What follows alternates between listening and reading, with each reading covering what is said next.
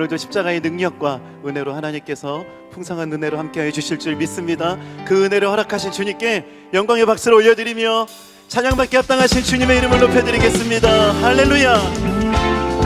우리 함께 손뼉치며 주님의 은혜를 함께 찬양하며 보좌 앞으로 나아갑시다.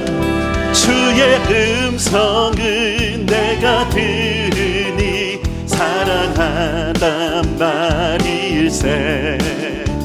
믿는 마음으로 주께 가오니. 2절 함께 고백합시다. 주여 넓으신 은혜 베푸사 나를 받아주시고 나의 품은 뜻 주의 뜻같이 되게 하여 주소서. 내가 매일 십자가 앞에 더 가까이 가오니 구세주의 흘린 봄의 피로써 나를 정케. 주의 보좌로 나아갈 때에 주의 보좌로 나아갈 때에 어찌하니 기쁠까. 주의 얼굴을 항상 배우니 더욱 친근합니다. 내가 매일 십자가 앞에 더 가까이 가오니 구세주의 흘린 봄의 피로써 나를 정케.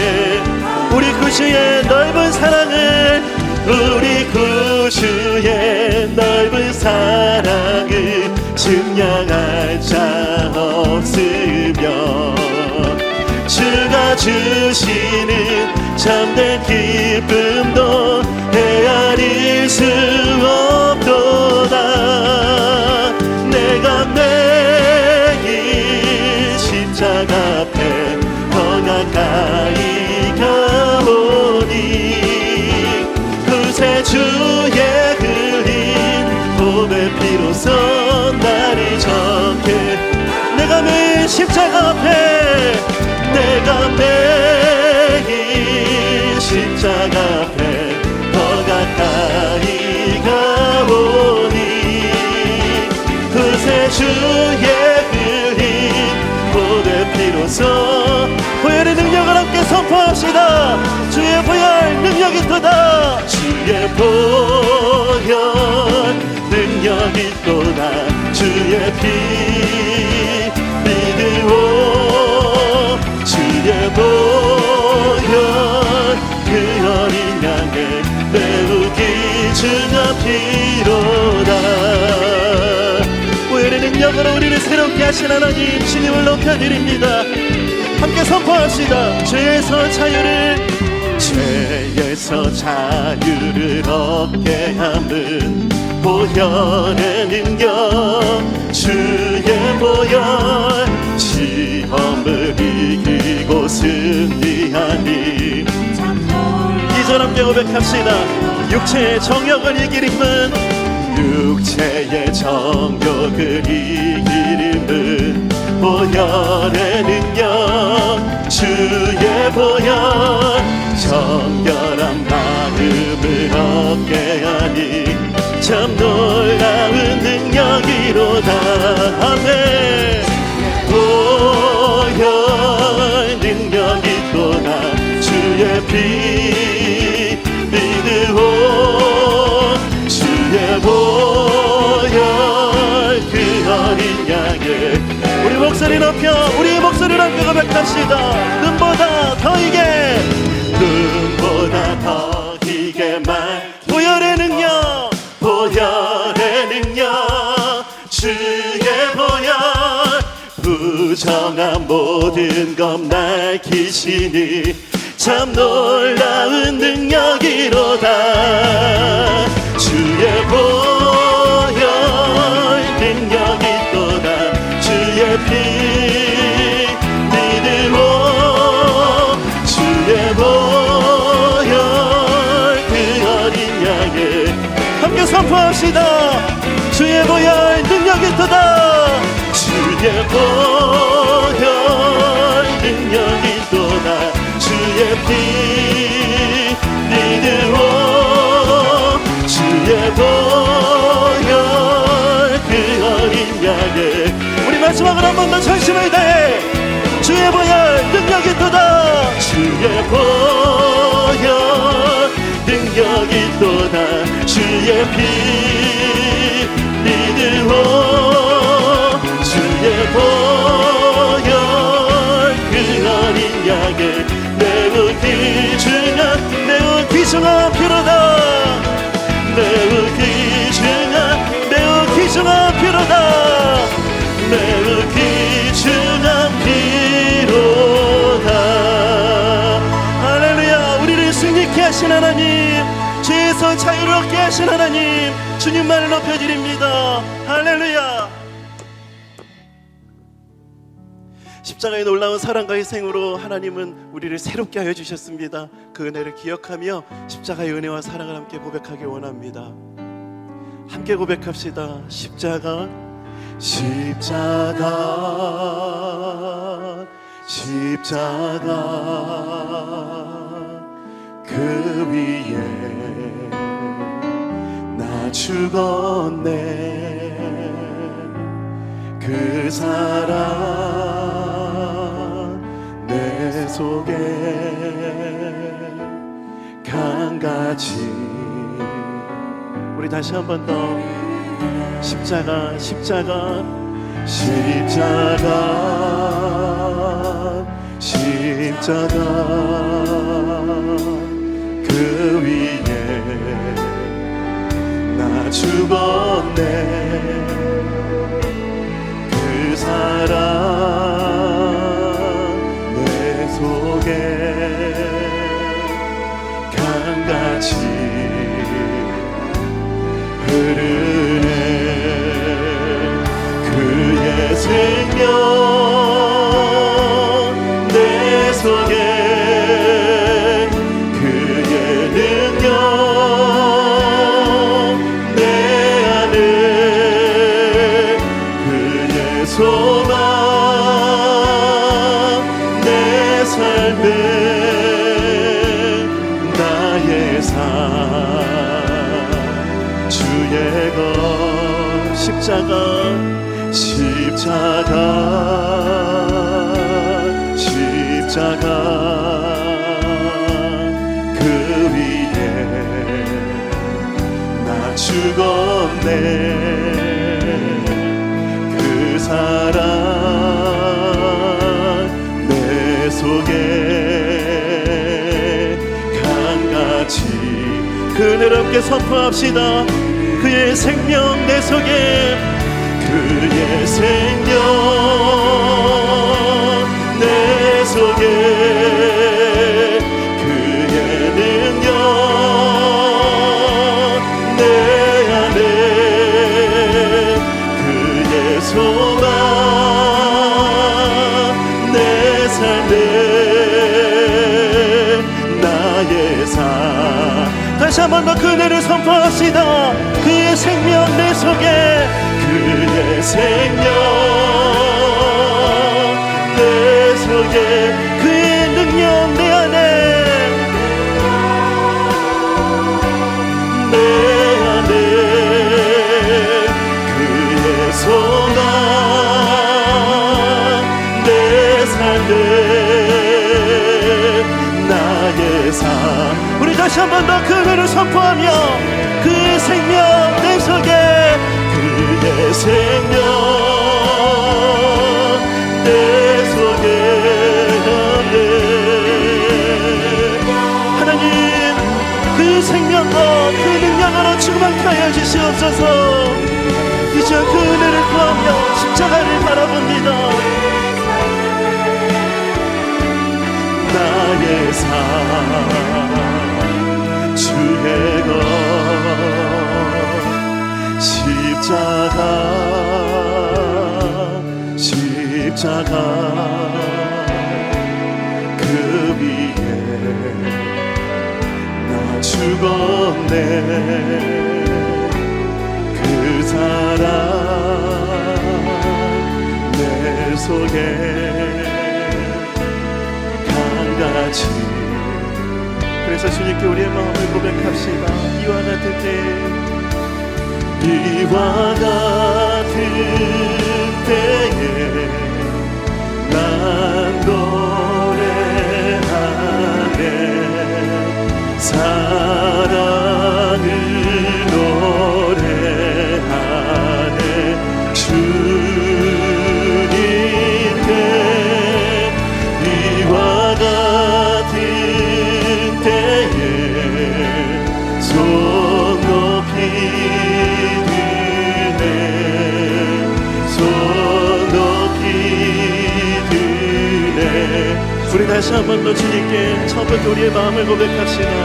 이와 같은 때에, 이와 같은 때에 난 노래하네.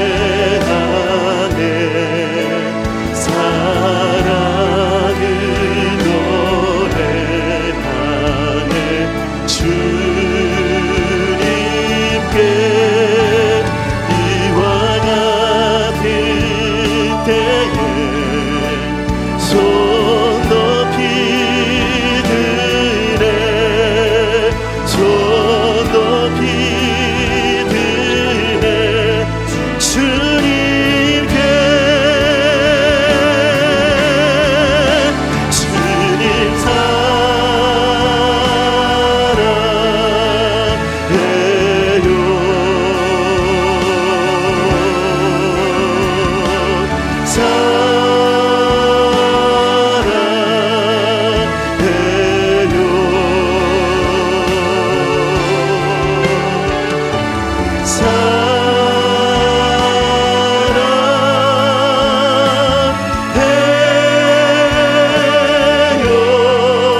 주님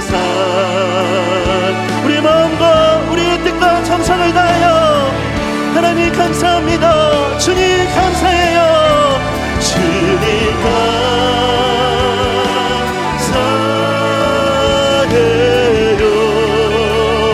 나의 맘 다해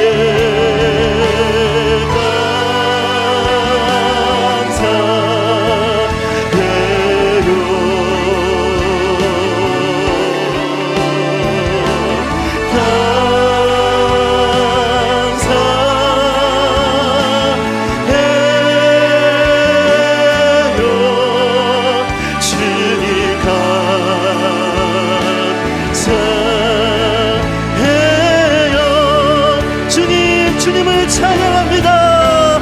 주님 찬양해요.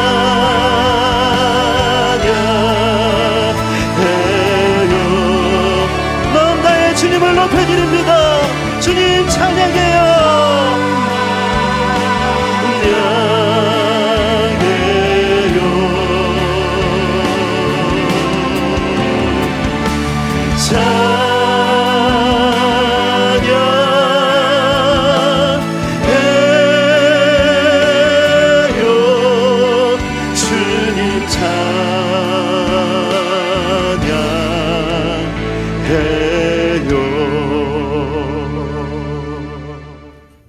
오늘 시간 우리 예배를 위해서 함께 기도하기를 원합니다. 함께 기도할 때에 정말 이와 같은 때라도 정말 우리가 온전히 하나님만을 구하고 기대하고 정말 온 마음을 다해서 전심으로 하나님 예배할 수 있는 우리 예배가 되게 해달라고 우리 자신을 내어놓고 예배를 위해서 우리 같이 함께 동성으로 기도하겠습니다. 할렐루야. 사랑의 하나님을 감사드립니다. 하나님 시간도 하나님 앞에 정말 하나님의 자녀들이 한 마음으로 함께 모여 예배합니다. 하나님 예배를 주관하여 주시옵소서.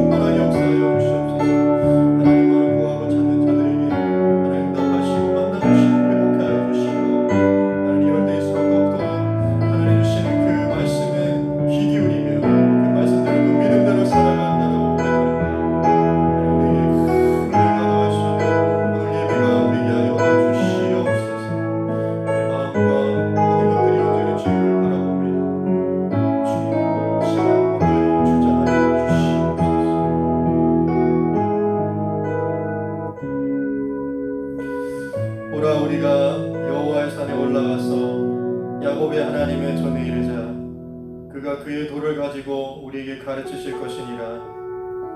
우리가 그의 길로 행하리라 하리니 이는 율법이 시온에서부터 나올 것이요 여호와의 말씀이 예루살렘에서부터 나올 것임이라. 그렇습니다. 하나님, 예배가 도전받고 있는 이때에 우리가 하나님 앞에 예배자로 섭니다.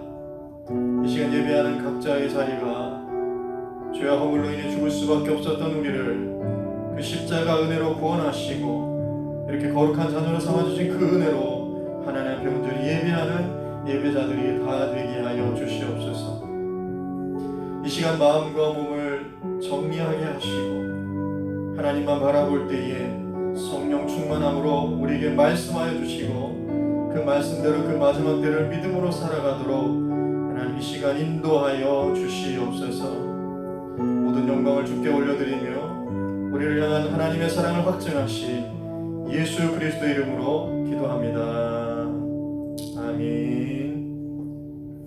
전능하사 천지를 만드신 하나님 아버지를 내가 믿사오며 그 외아들 우리 주 예수 그리스도를 믿사오니 이는 성령으로 잉태하사 동정녀 마리아에게 나시고 본디오 빌라도에게 고난을 받으사 십자가에 못 박혀 죽으시고 장사한 지 사흘 만에 죽은 자 가운데서 다시 살아나시며 하늘에 오르사 전능하신 하나님 우편에 앉아 계시다가 저리로서 산자와 죽은 자를 심판하러 오시리라. 성령을 믿사오며 거룩한 공회와 성도가 서로 교통하는 것과 죄를 사하여 주시는 것과 몸이 다시 사는 것과 영원히 사는 것을 믿사옵나이다. 아멘. 오늘 우리에게 주시는 말씀 갈라디아서 5장 22절에서 23절 말씀입니다. 갈라디아서 5장 22절에서 23절 말씀입니다. 오늘 성령 열매의 마지막 시간인데요. 오늘 시간에 우리 다 같이 합독해서 여러분의 각자 있는 자리에서 우리 성경 말씀 같이 합독하도록 하겠습니다. 갈라디아서 5장 22절에서 23절입니다. 오직 성령의 열매는 사랑과 희락과 화평과 오래 참음과 자비와 양선과 충성과 온유와 절제니 이 같은 것을 금지할 법이 없느니라. 아멘. 우리가 성령의 9가지 열매에 대해서 계속 살펴봤고 오늘은 이 마지막 시간으로 절제에 대해서 저와 여러분이 함께 이야기를 나누면서 은혜를 나누고자 합니다. 그리고 마시멜로 실험이라는 게 있어요. 아주 유명한 실험이지요. 어린 아이에게 마시멜로 하나를 주고 이 마시멜로를 15분 동안 먹지 않고 기다리면 이후에 와서 내가 너에게 2개로 보상해 주겠다.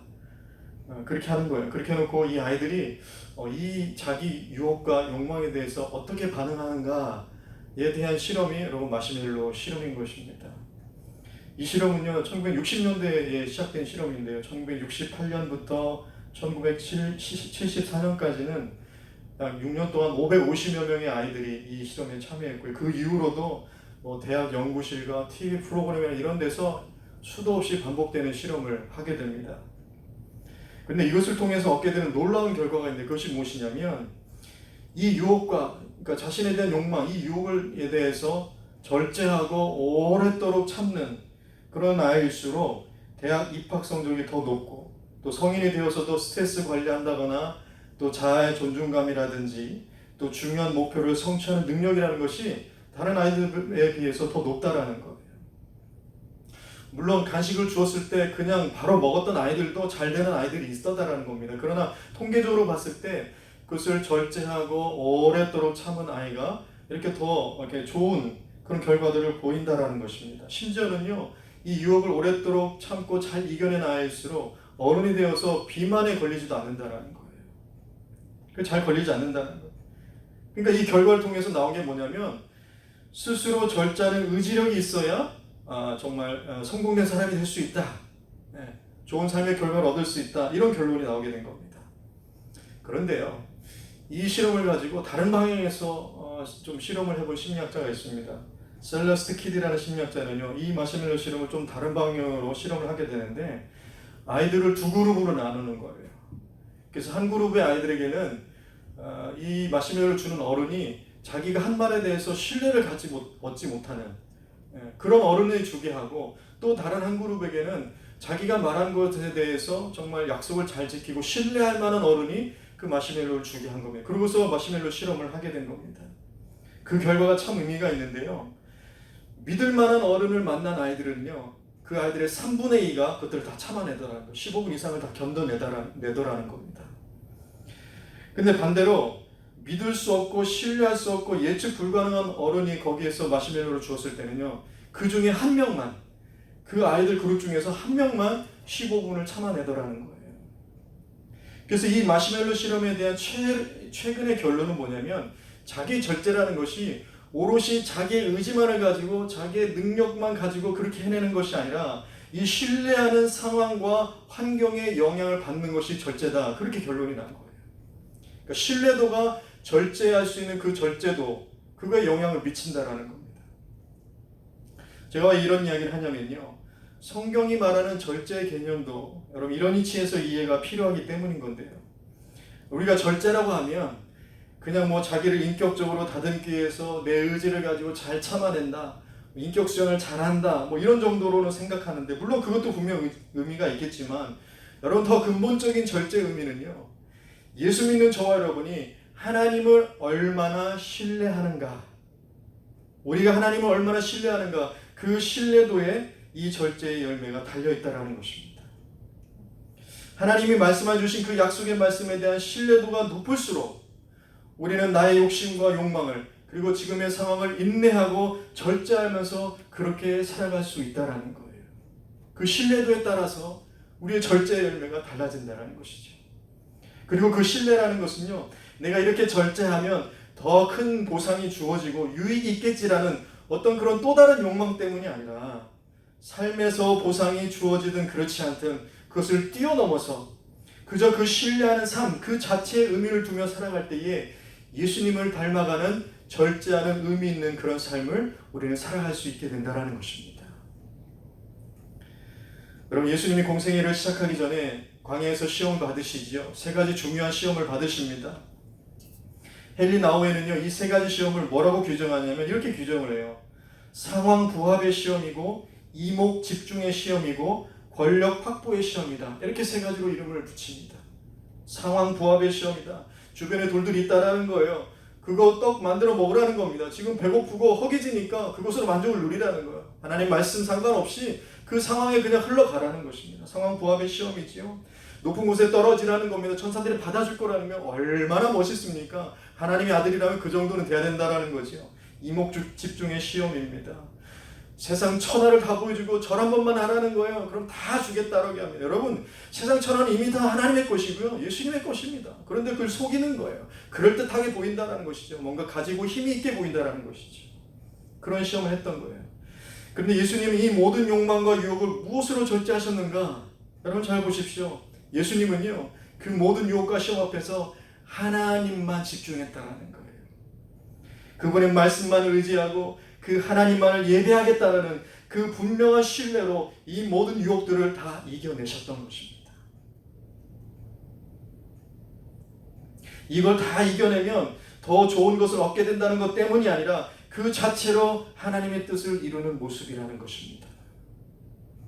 그래서 성경이 요구하는 절제라는 것은, 그럼 마시멜로 실험이 얘기하는 것 같이 이것을 인내하고 참아내면 더 좋은 보상이 있다라는 것보다 사실은 더 차원이 깊은 이야기를 하고 있는 거예요. 여러분, 예를 들어서 이런 걸 예를 들어볼 수 있어요. 여러분의 아이가 소풍을 갔다고 한번 생각해 보세요. 소풍을 갔는데 옆에 친구가 도시락을 잃어버린 거예요. 그래서 점심을 먹어야 되는데 이 친구 점심을 못 먹고 있는 겁니다. 그럼 여러분 아이들에게 어떻게 가르치시겠습니까? 나눠 먹으라고 가르치겠죠. 또 그렇게 해야 되는 것이 또 옳은 것이라고 가르칠 겁니다. 그러길 바랄 거예요. 근데 여러분, 왜 그렇게 가르칠까요, 아이들에게?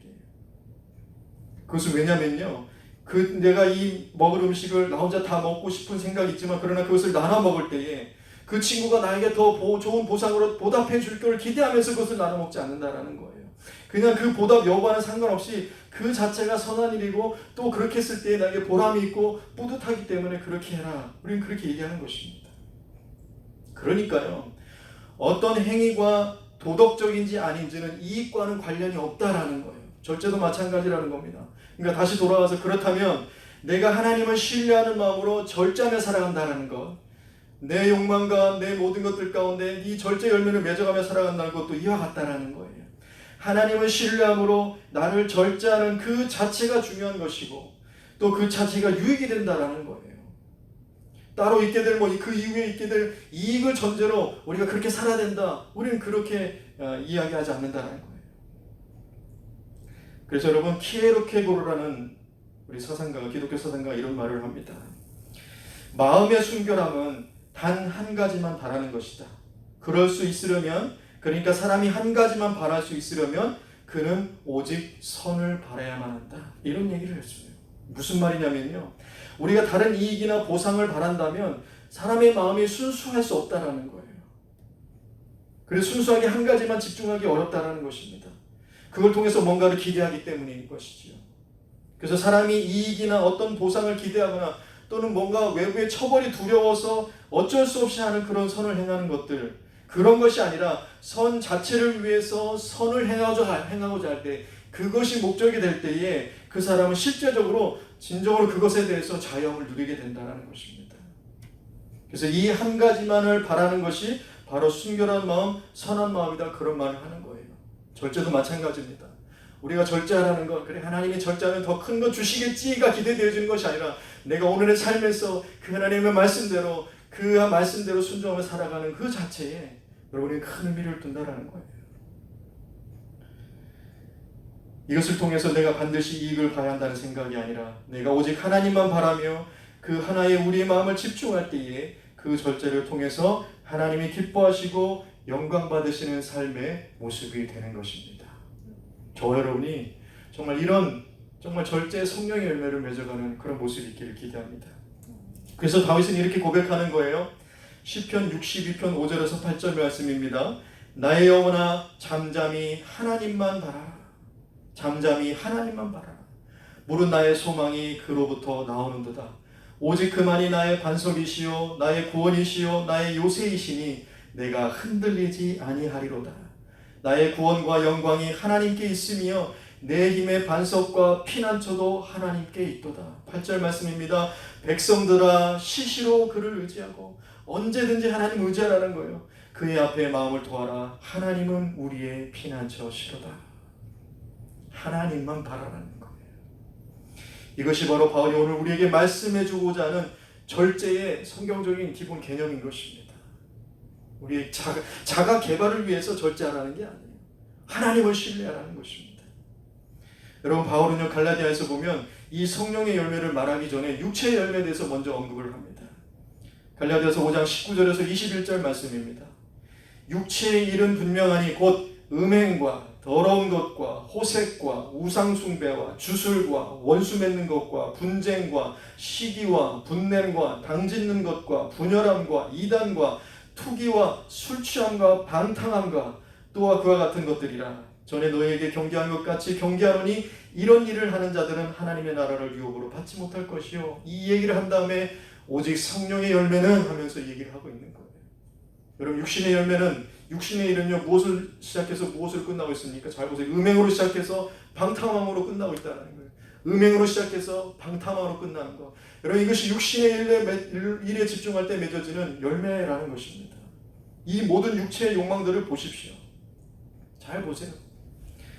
정당한 부부간이 아닌데도 간통이 더 이상 죄가 되지 않는 이런 성적인 문화, 얼마든지 손쉽게 접하고 엄청난 경제적 이득으로 유혹하는 더러운 성적 착취와 폭력과 호색을 절제하는 일, 알게 모르게 우리의 삶에 스며들어 있는 우상 숭배를 절제하고 분냄을 절제하고 투기와 술 취함과 방탕함을 절제하는 것. 여러분, 이것이 내 의지만으로 가능할까요? 이것이 내 의지만으로 가능할까요? 그렇지 않다라는 거예요. 그래서 히브리서 12장 4절 말씀과 같이 죄와 싸우되 피 흘리기까지 싸우기 위해서는 여러분 하나님만 바라고 그 하나님의 영이신 성령님의 도우심, 그 인도하심이 없이는 여러분 우리 의지만 가지고는 여러분 넘어질 수밖에 없다라는 것입니다. 그래서 우리는요 삶의 순간순간 속에서 내가 얼마나 하나님을 지각하고 있는가, 그 하나님을 얼마나 신뢰하고 있는가, 거기에 달려있는 것이 바로 성령의 열매인 절제인 것입니다. 여러분 요셉을 한번 보세요. 요셉이 이집트로 종으로 팔려가잖아요. 종으로 팔려갔는데 보디발, 시위대장의 보디발의 집에 종으로 팔려가게 됩니다. 여러분 대단한 집이지 않습니까? 시위대장이잖아요. 지금 말로 하면 경호, 친위대, 대통령의 친위대, 황제의 친위대이지 않습니까? 그런 대장의 집안이었던 거예요. 그런 집에서 요셉은요, 비록 노예 신분이었지만 그 집안의 모든 일을 다 맡아 관리하는 그런 아주 괜찮은 자리에 올라가게 되었던 것입니다. 근데 요셉이 이렇게까지 된 데는 그 이유가 있었어요. 창세기 39장 3절 말씀 보면 이렇게 기록하고 있습니다. 그의 주인이, 보디발이죠. 그의 주인이 여호와께서 그와 함께 하심을 보며 또 여호와께서 그의 범사에 형통하게 하심을 보았다. 이렇게 얘기하고 있어요. 이게 무슨 말입니까? 하나님을 믿지 않고 하나님을 알지 못하는 그런 사람이 눈에 볼 때에도 요셉은요, 정말 하나님이 함께 하심이 그렇게 드러나는 삶을 살고 있었다라는 거예요. 그게 눈으로 보였다라는 거예요. 하나님이 함께 하심이 보였다라는 것입니다. 이 말은요, 다른 말로 해보면 요셉 자체도 정말 그 노예의 상황 속에서도 오직 하나님만을 의지하고 정말 하나님만 신뢰하고 하나님을 기대하면서 그렇게 살아갔다라는 거예요. 그러니까 그 모습들이 여러분 다른 사람들에게 그렇게 보여졌다라는 것입니다. 그 한 가지 마음이 지금의 요셉이 되게 했던 거예요. 그런데요, 그런 요셉에게 큰 유혹이 찾아옵니다. 어떤 건지요? 보디발의 아내가 요셉을 노골적으로 유혹을 하는 거예요. 여자가 자기의 지위와 권력을 이용해서 남자에게 먼저 여러분 성폭력과 그런 성적 그런 추행을 시도하게 된 것입니다. 근데 이런 유혹 앞에서 요셉은요 단호하게 거절을 하게 됩니다. 그런데 이렇게 요셉이 거절할 수 있었던 강력한 두 가지 이유가 무엇인지를 성경이 기록해 주고 있는데요. 창세기 39장 9절 말씀입니다. 이렇게 말씀하고 있습니다. 이 집에는 나보다 큰 이가 없으며 주인이 아무것도 내게 금하지 아니하였어도 금한 것은 당신뿐이니 당신은 그의 아내이니라. 그런즉 내가 어찌 이 큰 악을 행하여 하나님께 죄를 지으리까. 이렇게 얘기하고 있어요. 그럼 이 말씀에서 정말 요셉이 그 큰 유혹을 이겨낼 수 있었던, 쓰러지지 않고 든든하게 지킬 수 있었던, 여러분 그것을 이겨낼 수 있었던 그 중요한 이유는, 첫 번째 이유는 뭐냐면 주인이 보여준 신뢰를 저버릴 수 없다라는 거예요. 주인이 나를 어떻게 그렇게 신뢰해 주는데 그 신뢰를 저버릴 수 없다라는 거예요. 그리고 무엇보다도 더 본질적인 두 번째 이유가 있는데, 그것은 자신의 삶에서 언제나 함께 하시고 인도하시는 그 하나님께 죄를 지을 수 없다는 것입니다. 그 이유 때문에 이 유혹을 이겨낼 수 있었던 거예요. 하나님의 신뢰를 저버릴 수 없다는 겁니다. 하나님 앞에서 부끄러운 사람이 될 수 없다는 거예요. 하나님이 나와 함께 하시는데 그 하나님 나를 보고 계시는데 내가 그 하나님께 죄를 지을 수 없다는 거예요. 등을 돌릴 수 없다는 것, 실망시켜드릴 수 없다는 것입니다. 그래서 요셉은 계속되는 집요한 유혹 앞에서도 절대 흔들리지 않고 그것을 절제하고 이겨낼 수 있었던 거예요. 창세기 39장 10절 보면요, 이렇게 얘기해요. 여인이 날마다 요셉에게 청했다 이렇게 되어 있어요. 날마다 요셉에게. 얼마나 집요하고 그렇게 정말 유혹을 했던 날마다 요셉에게 청했다는 거예요. 그러나 요셉이 듣지 아니하며 동침하지 않을 뿐더러 함께 있지도 않았다는 것입니다. 10번 찍어도 안 넘어가는 나무가 있다는 걸 요셉이 보여준 거예요. 그런데 한번 생각해 보세요. 보디발의 아내는 어떤 사람입니까? 세상 부러울 것 없는 사람이잖아요. 자기가 누리고 싶은 거 다 가진 사람입니다. 그런 사람인데도 그 헛된 욕망 하나에 사로잡혀가지고 그것을 절제하지 못하는, 여러분 그래서 노예인 요셉보다도 못한 그런 허망한 삶을 그렇게 살고 있었던 거예요. 반면에 요셉은 어떻습니까? 여러분 그 노예의 신분에서 얼마나 열심히 일했겠어요. 그렇게 해서 누리게 된 그 모든 것들을 잃어버리는 한이 있더라도 내 욕망대로 사는 것이 아니라 나와 함께 하신 하나님을 지각하면서 그 하나님을 신뢰하면서 그 하나님 앞에서 그것을 절제하며 사는, 그래서 많은 것을 누리고 남부를 것이 없는 보디발의 아내보다 더 복된 삶을 살게 되었다는 것입니다. 오히려 그것이 더 복된 인생인 것이죠. 여러분 이것을 한번 잘 보세요. 이것을 우리가 볼 때에 사람이 다 가지고 다 누리고 뭐 하고 싶은 거 다 하고 아무 제약 없다는 것이 결국 행복하지 않다는 거예요. 그리고 그 유혹을 절제할 수 있는 강력한 힘은 어디서 나오는가? 오직 변함없이 신실하시고 나와 언제나 함께 하시는 하나님을 향한 그 신뢰에서 나올 수 있다는 것입니다. 이것이 오늘 우리가 회복해야 하는 성령의 열매인 절제의 열매인 것입니다. 여러분 우리가 이것을 생각해 봐요. 봐야 됩니다. 오늘날의 교회 성도들을 보십시오.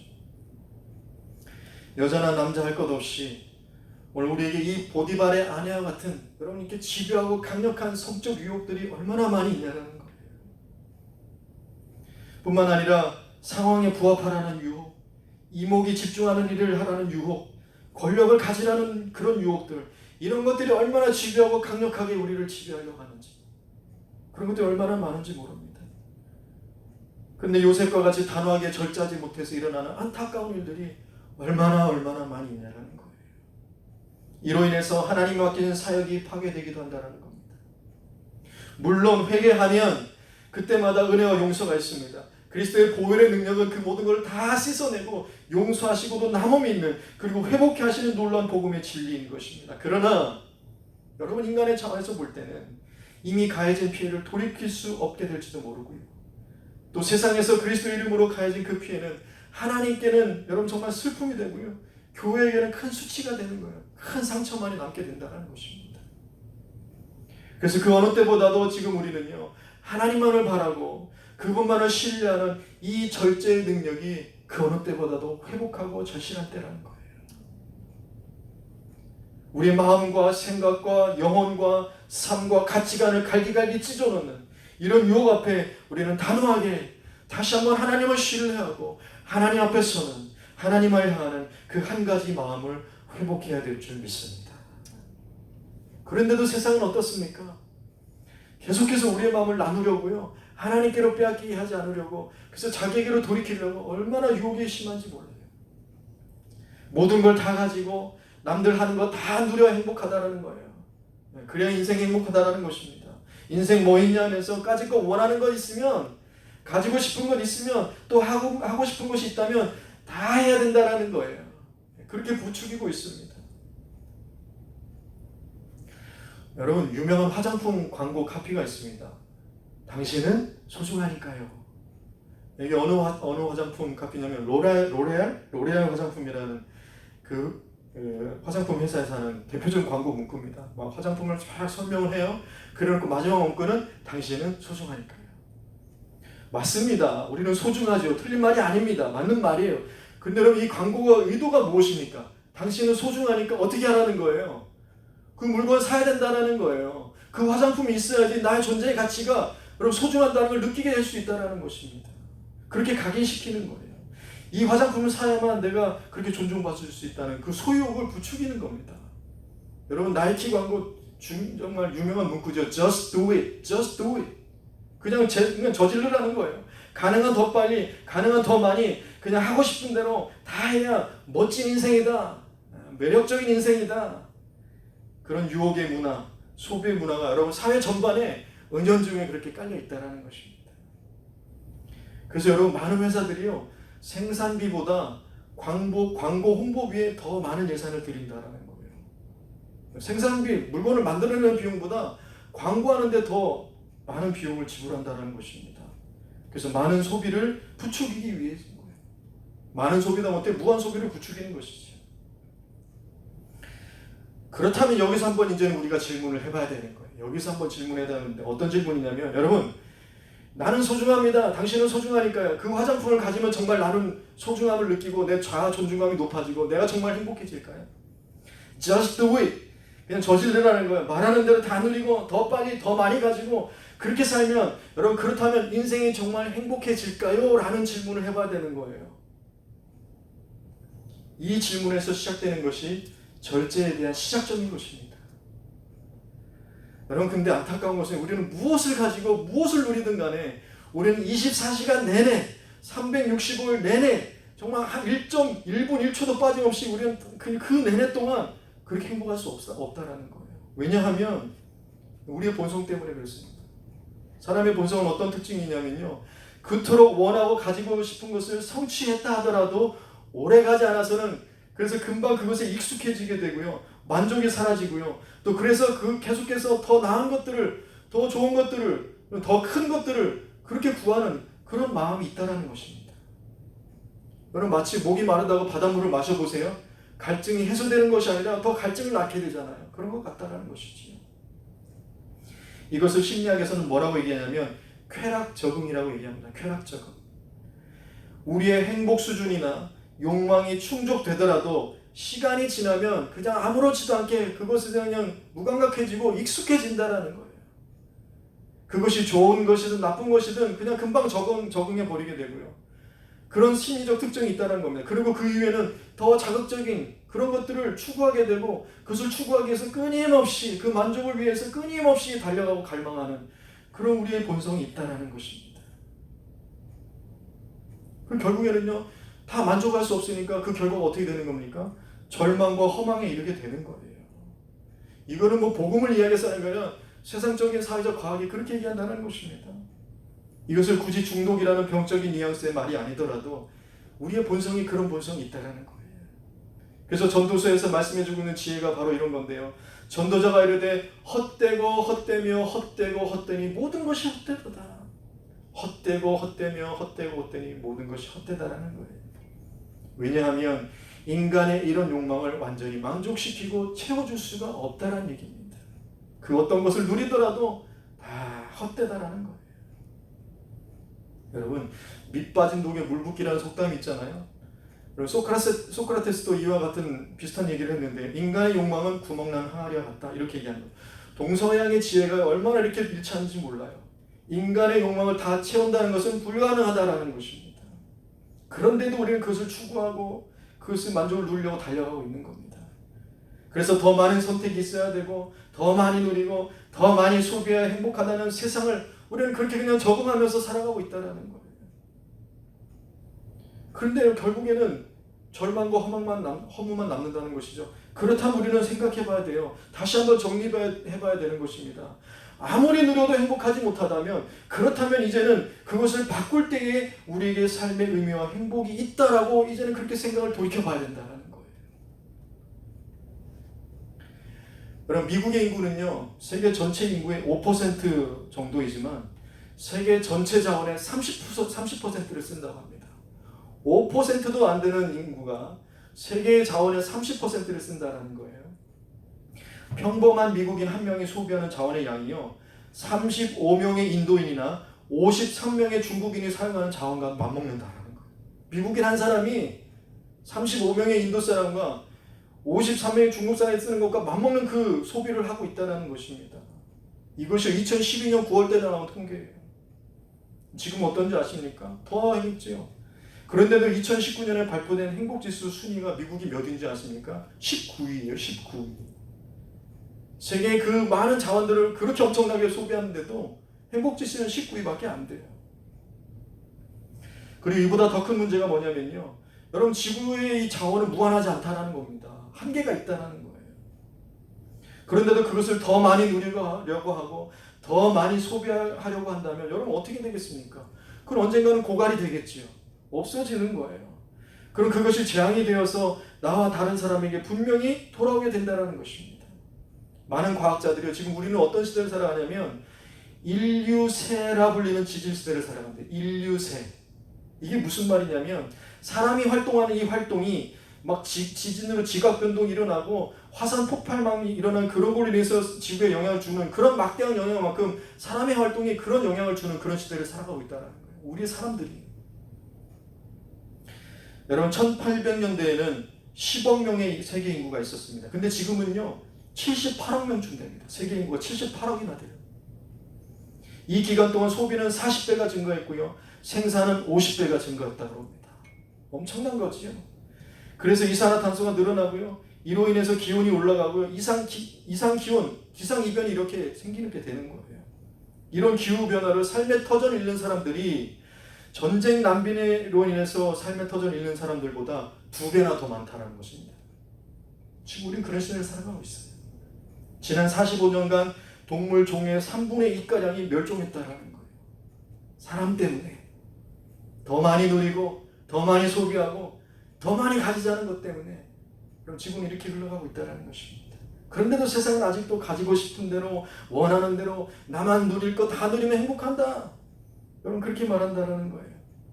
근데 이것은 단순히 무슨 생태학적이나 뭐 지구과학적으로 뿐만 아니라 여러분 신학적으로도 한번 생각을 해봐야 되는데요, 하워드 스나이더라는 신학자가 이것에 대해서 아주 중요한 말을 해줍니다. 이런 말을 했습니다.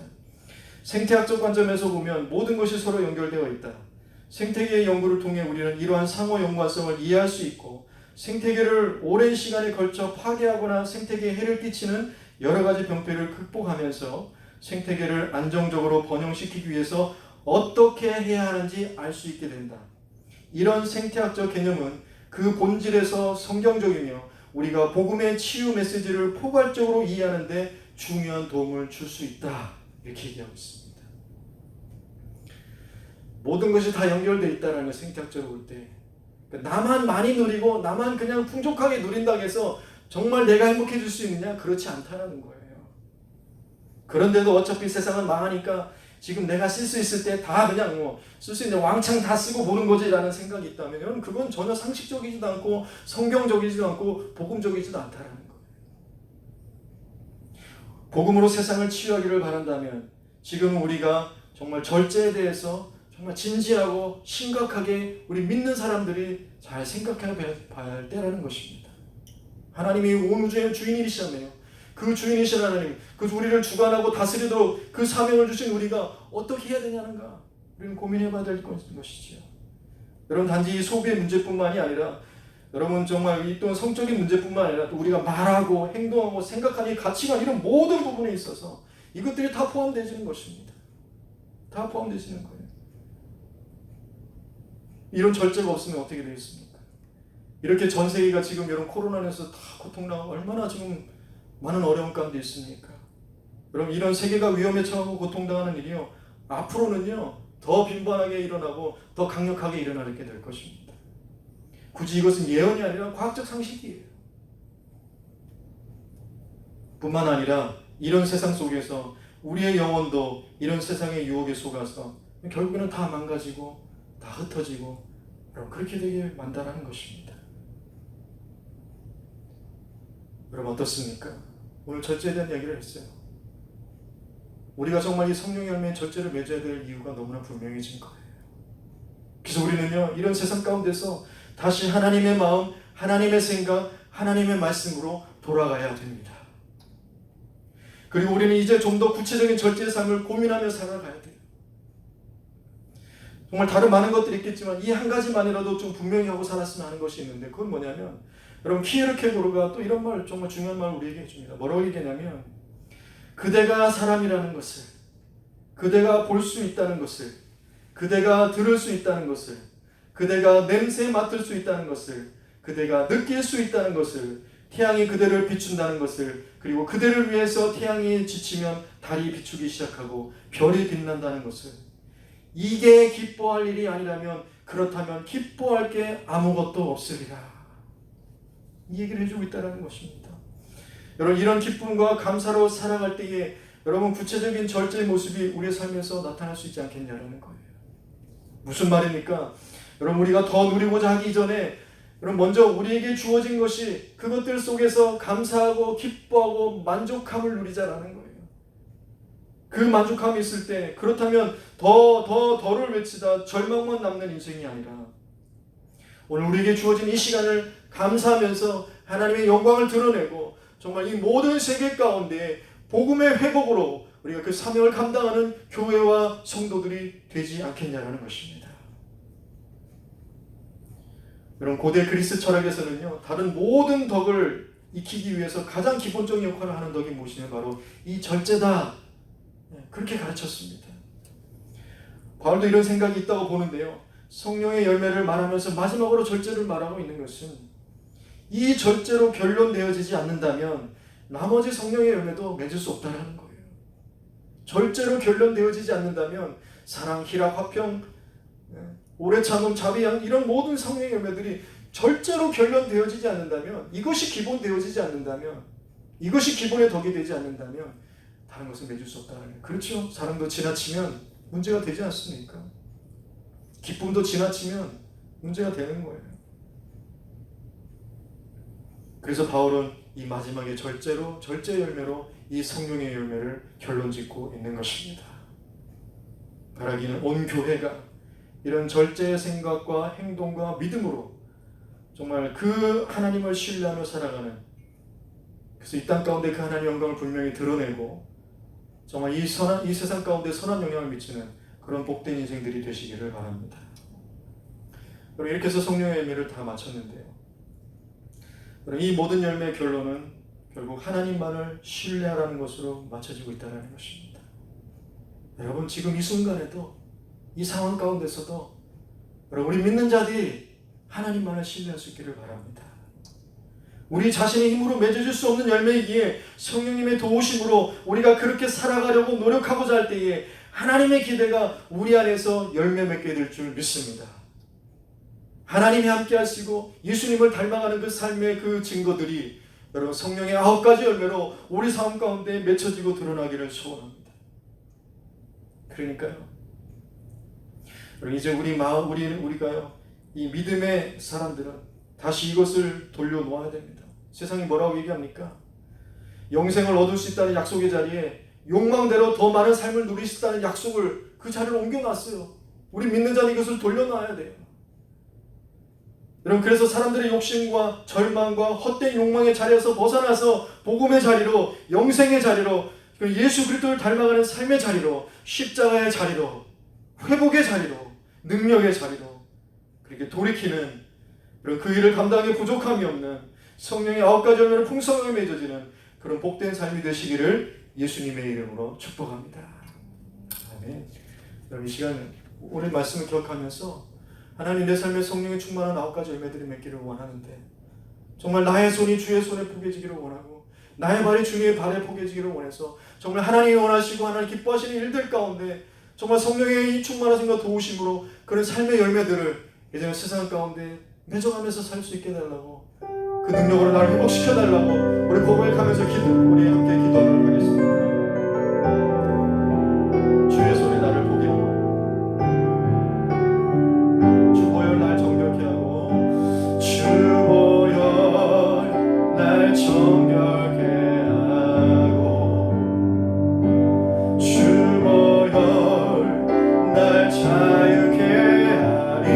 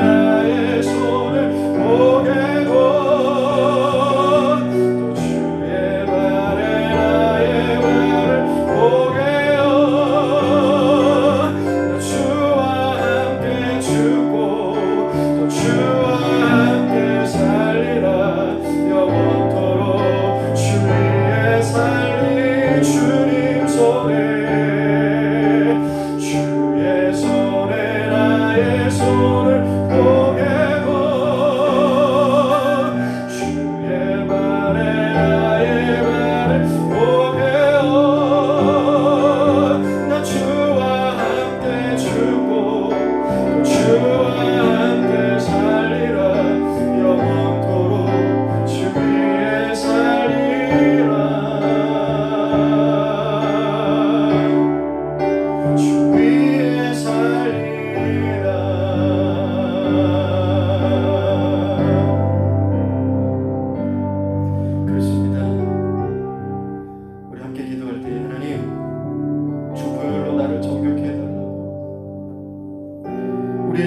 헛된 욕망에서 벗어나 주님만 바라보게 해달라고. 그래서 정말 주와 함께 죽고 주와 함께 사는, 그래서 영원토록 주 위에 살겠다라고 고백하고, 정말 나의 손이 주의 손에 포개지고 나의 발이 주의 발에 포개지게 해달라고. 그리고 이럴 때일수록 우리의 생각과 우리의 말과 우리의 행동이 절제 열매를 맺어감으로 해서 예수님을 닮아가는 그런 삶이 되게 해달라고. 그래서 이 절제가 기본이 되어서 성령의 9가지 열매가 풍성하게 맺어지는 오늘 우리의 삶이 되게 해달라고 성령의 도우심을 구하고 그 충만함을 구하면서 주여 한번 부르시고 우리 시간 우리 자신을 함께 기도하겠습니다. 주여 하나님 감사합니다. 하나님 감사합니다. 우리가 하나님을 믿고 예수님을 믿는다고 하면서도 우리 정말 우리의 삶에서 우리의 살아가는 현장 속에서 우리가 정말 유혹받고 우리가 먼저 도전받는 이 세상 속에서 과연 정말 주여 하나님을 신뢰하며 그 말씀을 의지하고 그 믿음대로 살아가고 있는가.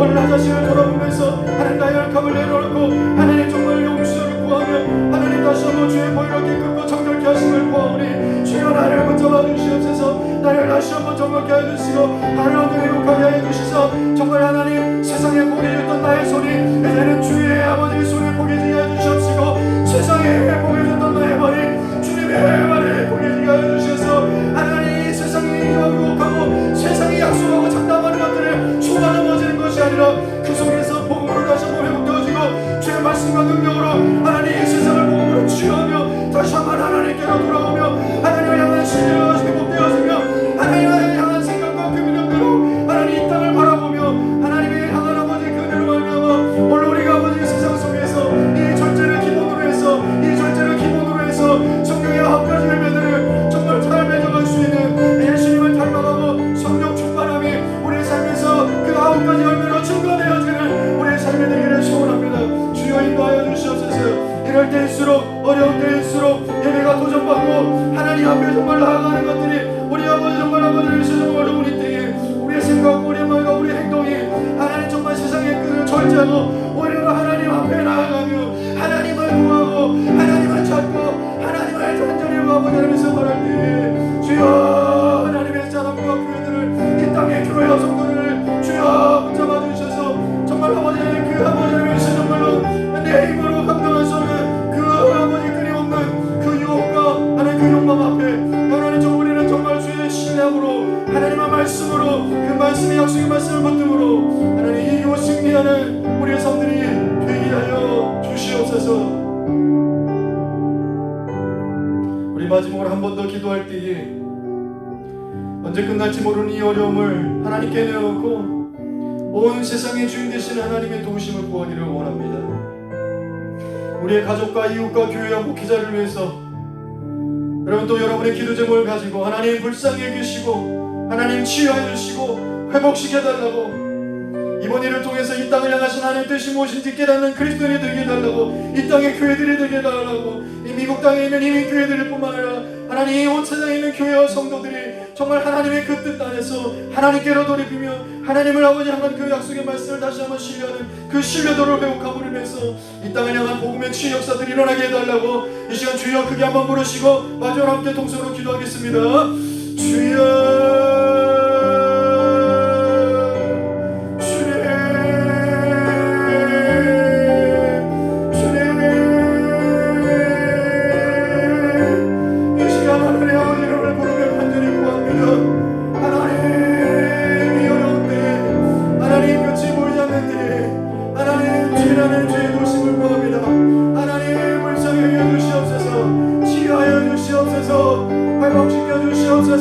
이를 통한 하나님의 뜻이 오늘 우리 교회 성도들에게 깊이 새겨지게 해주시고 우리가 정말 아버지를 끊임없이 추구했던 욕망과 하나님의 욕심의 아버지 그 태들이 그 쳇바퀴를 벗어나 하나님 그것을 넘어서서 이제는 하나님을 신뢰하며 하나님께 맡겨드리며 우리 여러 갈래였던 마음들이 이제는 한 가지로 집중하며 하나님을 향한 한 가지의 마음으로 우리가 집중할 때 이루어지는 놀라운 평안과 사랑과 기쁨과 하나님 우리 안에 이루어지는 하나님의 놀라운 역사들이 하나님 경험되는 이 시대가 하나님 이 시대에 우리 교회와 성도들이 되게 하여 주시옵소서. 하나님을 인하여서 하나님 정말 건강 붙잡아 주시고 하나님 앞으로 정말 이것이 더 제2차 대유행이 온다 3차 유행이 온다 하나님 우리 정말 걱정되는 소리들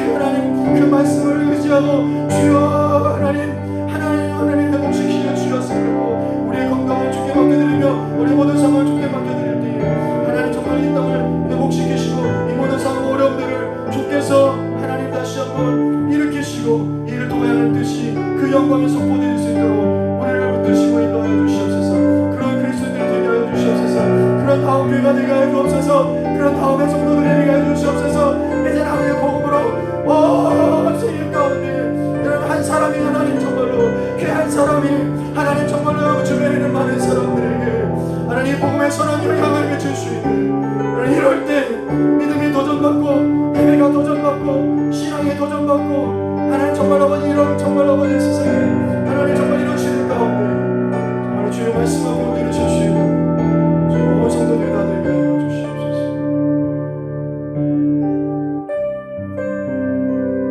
하나님 감사합니다. 더 이상 세상이 주는 헛되고 허망한 그런 약속들에 속지 않게 하여 주시고 오직 하나님의 말씀대로 정말 그 말씀 안에서 하나님을 신뢰하며 의지하고 어떤 상황 가운데서라도 이와 같은 때라 할지라도 우리가 정말 하나님을 향한 그 신뢰가 무너지지 않게 하여 주셔서 하나님 이 시대와 이 마지막 때를 정말 하나님이 기뻐하시는 주의 귀한 자녀들로 살아가게 하여 주시옵소서. 주의 말씀을 신뢰하고 주의 말씀을 그 약속의 말씀을 붙듦으로 절제함으로 성령의 9가지 열매가 풍성해지는 우리 다음의 모든 성도들이 다 되게 하여 주시옵소서.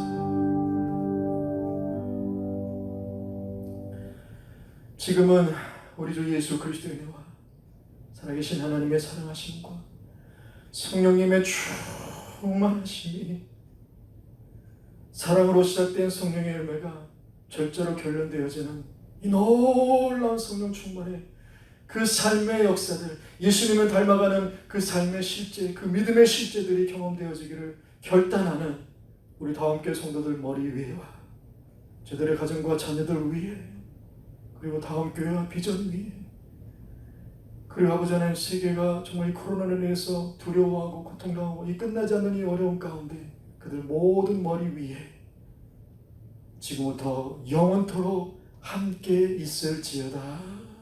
아멘.